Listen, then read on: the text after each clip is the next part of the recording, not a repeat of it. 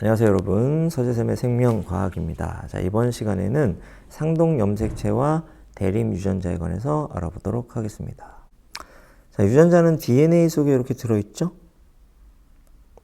DNA 속에 유전자가 이렇게 들어있는데 여기에 유전자 A가 있고 여기에 유전자 B가 있다고 한번 생각해 볼게요.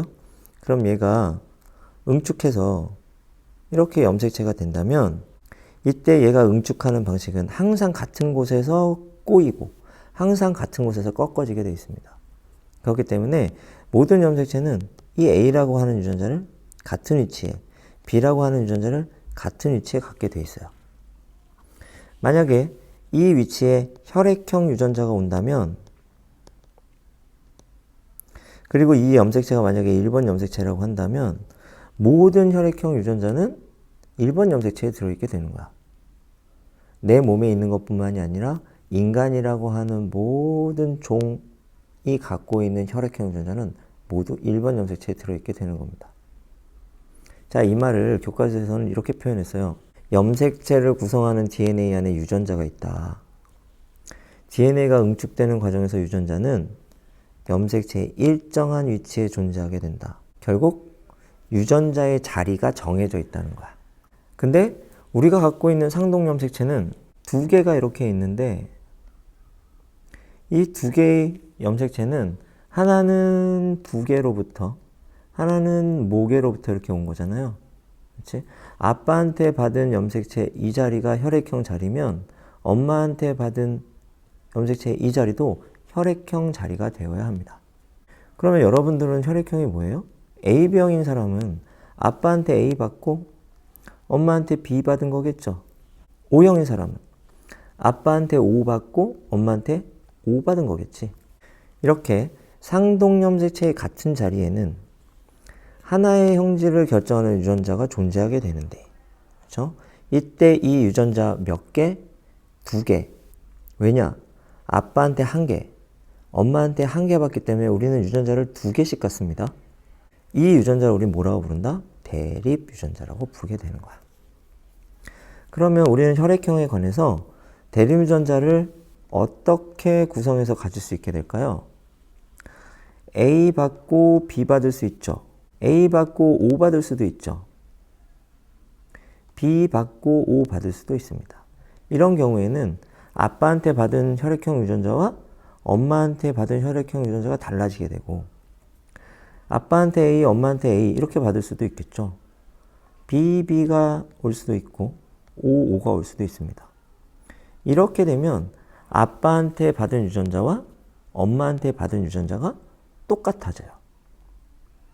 그러므로 이 대립 유전자는 아빠한테 받은 것과 엄마한테 받은 것이 같을 수도 있고 아빠한테 받은 것과 엄마한테 받은 것이 다를 수도 있게 되는 거죠.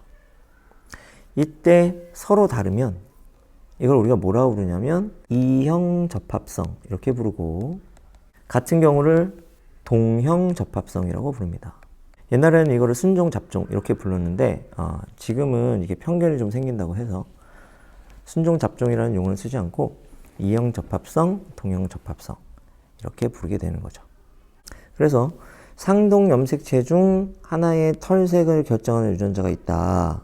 그렇다면 다른 하나의 똑같은 위치에도 털색을 결정하는 유전자가 존재해야 하는 거고 그 두 개의 유전자를 우리는 대립 유전자다. 이렇게 부르게 된다. 이 밑에 그림을 보면 털색에 관해서는 아빠한테 검은색, 엄마한테 검은색을 받았죠. 그러면 이 사람의 유전자 조합은 AA가 되는 거죠.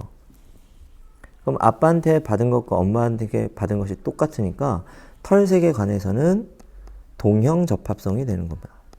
근데 귓불 모양 유전자에 대해서 한번 생각해 볼까요? 귓불 모양 유전자는 아빠나 엄마 중 한 명에게 라지 2 유전자를 받았고 아빠나 엄마 중 한 명에게는 스몰 2 유전자를 받았습니다. 이렇게 아빠한테 받은 거하고 엄마한테 받은 게 다를 수 있죠. 이때는 우열 관계를 따져봐야 되겠죠. 그렇지? 이 사람은 뭐가 됩니까? 분리형이 됩니다. 분리형 대립 유전자가 부착형 대립 유전자에 대해 우성이니까.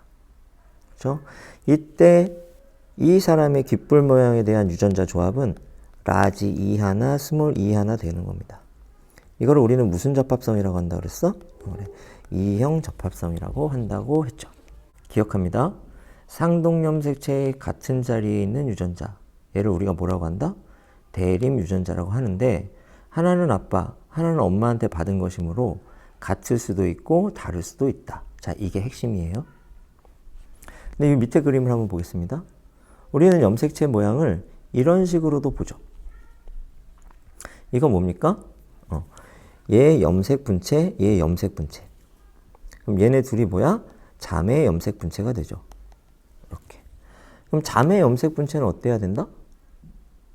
그렇지. 동일한 유전자를 가져야 되는 거야. 이때는 뭐기 때문에? 복제에 의해서 만들어진 거기 때문에 그렇죠.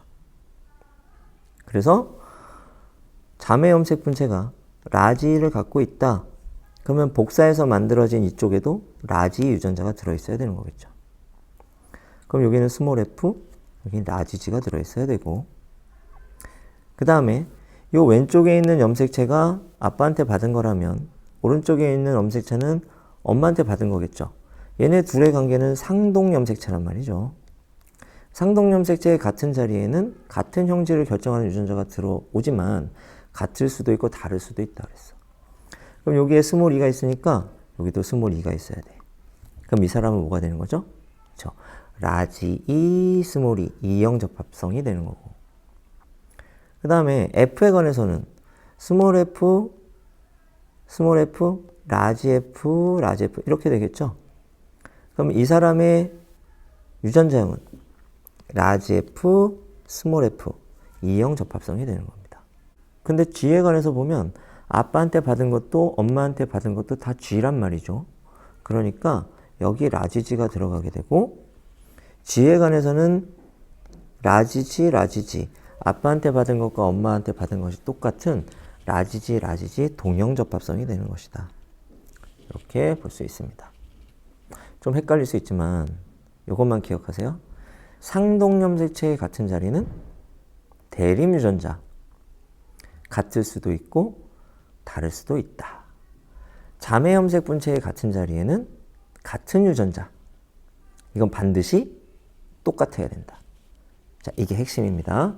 이거를 잘 기억하고 문제 풀 때 꼭 활용하시기 바랍니다.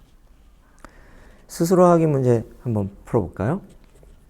여자의 체세포에는 상동염색체가 23쌍이 있겠죠. 상염색체는 44개가 있습니다. 왜? 성염색체가 2개 있으니까. 자, 쌍으로 묻느냐, 개로 묻느냐에 따라서 달라질 수 있겠죠. 그 다음, 뉴클레오솜을 구성하는 물질 두 가지는 히스톤 단백질과 DNA죠. 세 번째, 분열하는 세포에서 관찰되는 염색체가 염색분체 2개로 구성되어 있는 까닭은 뭡니까? 이거 뭐지? DNA 복제가 이루어진 후에 응축하니까, 우리는 응축해야 관찰 가능하죠. 그럼 관찰 가능할 때가 되면 어떤 모양이다?